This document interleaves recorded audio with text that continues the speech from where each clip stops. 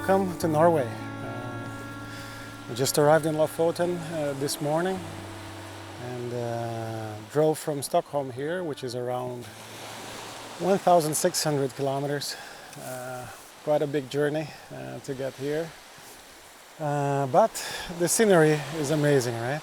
And we are in the time of the year with the midnight sun, and the sun never sets, so you can get the golden hour for longer.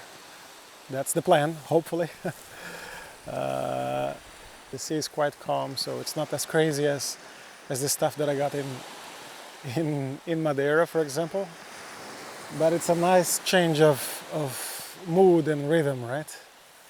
So I can get really close to the water now and see what I can get.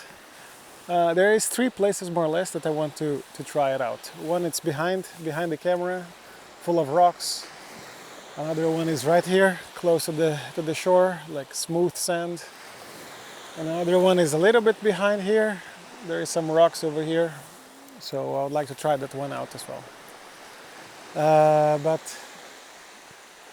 there is still quite a few hours until the proper golden hour comes, so I will have enough time to find a composition and get some work done.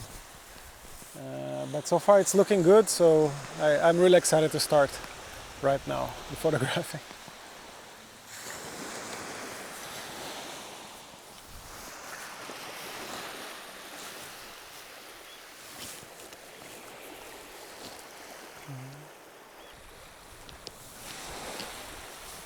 So I came for the first composition here. It's a very simple one, towards the sun, towards the sea. Not so many foreground interests, not so many different things happening, just colors and the sea. Very simple. I can put the video here for you to see what I mean. I saw that the light and the sky were reflecting on the ground right in this area here. So then I decided to try to see if I could get something interesting, like a mirror effect. I don't know if it's gonna work, but you know, very simple, very nice. Maybe there is something here that I don't know.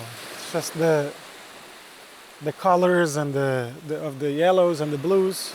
They kind of complement each other very nicely at this time. But yeah, f11, just 35 millimeters on my Loxia 35, all manual. So let's see how it's gonna be. Yeah.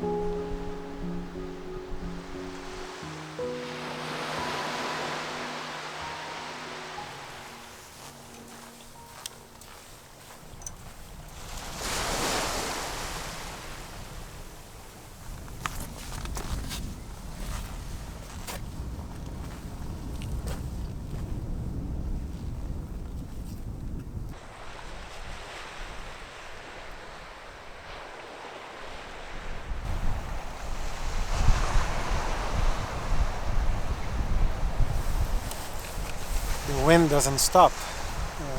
I'm trying to get this grass here with less shake, but I'm opening the aperture up to 2.8, which is the maximum in this lens, and I'm getting around 200 of a second, which is, it's okay, but I'm afraid that I have to be taking shots and shots and shots to be able to get what I want, but it's very still. Oh, perhaps right now, that was it. So then I'm gonna increase the aperture to f11, and I am focusing a third of the way and firing another shot. Now it's at 1/10 of a second and very still. Perhaps I got even in this shot. So, and then the wind is back, as you can see. It's very, very quick how it is. I changed to a 21mm, as you saw it. It's much more of a broad epic landscape, but I think it's a bit too wide right now, so I might change to a zoom lens, because now there is quite a lot of cloud cover coming, and I am afraid that I might lose my window of opportunity here. So but I think this was the shot. I liked it. Hopefully you guys like it too. What do you think?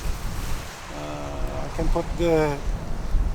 put the video right here for you to see how it was composed, and then yeah, I think it's looking good. It's a fabulous spot. My God, this is really pretty. But yeah, let's get more shots. We are only starting, right? As long as there is light left, golden hour left, there is me here. So let's do this.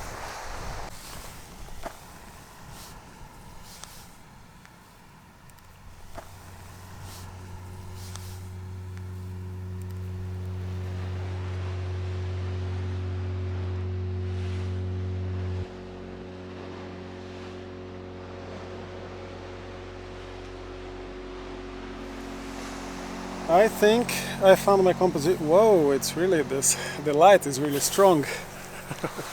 Very yellow. This is proper golden hour. So I think I found my composition actually. I changed to again a different lens. This is the 24 to 105.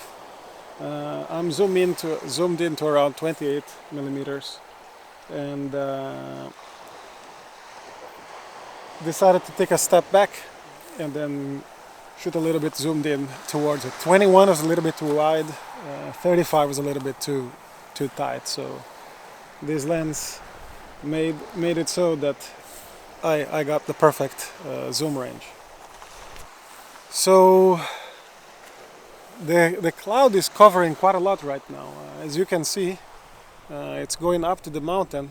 It might catch some more colors here, but so far my predictions today, they have been very disappointing, so I'm not even gonna try anymore and pretend that I know what I'm talking about. So just wait for something to happen, because if you can see, I can barely see myself, but there is some streaks of color happening up here.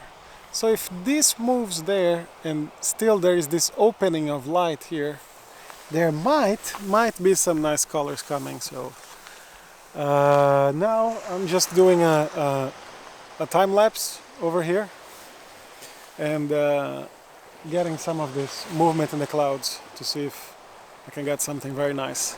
But look how pretty it is. Yeah? This is amazing. These colors, and the light is so soft. And now it's catching some colors on the sand as well. So some pinkish, hueish tones. So maybe I get over with this shot here and move back where I wanted before. That's the shot that I wanted before. So it was with this light on the ground. So maybe moving back a little bit closer, and then I will get the thing that I wanted, the shot that I came here for. It's just that I pre-visualized these things, and I would like for them to happen, but of course it's all dependent on what the conditions will be, right? But so far the time lapse is finishing here, and I can move closer, so I will talk to you guys there, maybe. Let's see.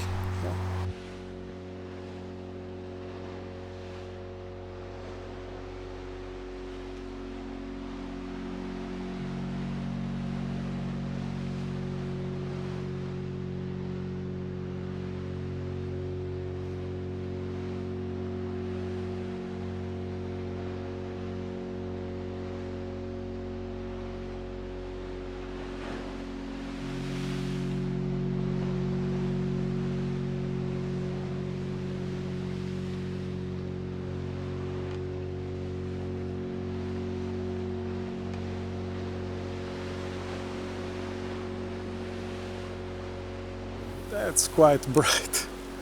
It's crazy, right? That it's, what time is it? 1 o'clock in the night. Whoa, look how bright it is. It's amazing. So I decided to bring out the big guns This is the Sigma 14 to 24 2.8. It's a massive beast of a lens, but image quality is superb, and it's very, very wide at 14. Because I wanted now to emphasize more the foreground, because I found these beautiful flowers over here with this cress, and I think I got my like semi tele like at 35. I think I got mine at 21, 24, but now I want to exaggerate the world around, and nothing better than 14mm or 16 to like give that oomph of things that you don't see very often. I'm more attracted to the super wides or super telephotos. I think that I have the eye for those things. So more than the more normal zoomish like 24 to 105s. Like even though it's such a good lens, that it's such a workhorse of a lens, I find this exaggerated perspective of these super wide wide zooms to be amazing. But anyway, so I decided to take as a foreground this little flower with the rocks, and of course the mountain and this beautiful sunset. There's not much to it. The mosquitoes are coming to attack me. So there's not much to it, like to explain more than this. It's just that it's gonna be, hopefully it's gonna be superb. And yeah, every little, like one thing about composition is that when you are composing with such a wide with such a wide lens, every little movement to each side or the other, like it completely changes the way that the picture is structured, right? Like this, the composition changes so drastically with whatever little movement that it took me forever to find this good spot here. So I didn't even film myself. I'm just talking over it now because it was quite harsh to get to this spot. Like a lot of experimentation and ups and downs and whatnot. But I think I got something, so let me know what you think of this photo right now. I think this is my favorite time-lapse of the day. The movement of the clouds and sun, and the details of the sun setting on the flowers is mesmerizing. What a different energy this shot has. No movement on the vegetation and flowers, but a lot of drama on the skies and sea. I choose this as my favorite photo of the day. And while the previous one is my favorite, this is a close second. This fiery sunset explodes on sand and sky alike.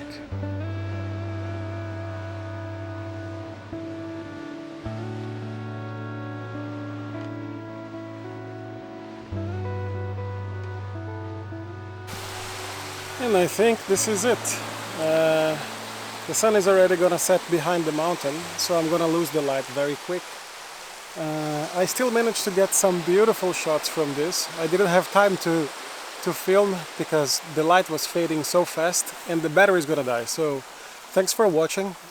Stick around, check the last of the photos that I took here. Give it a thumbs up, subscribe to the channel, and let me know what you thought of the photos. See you in the next one. Bye.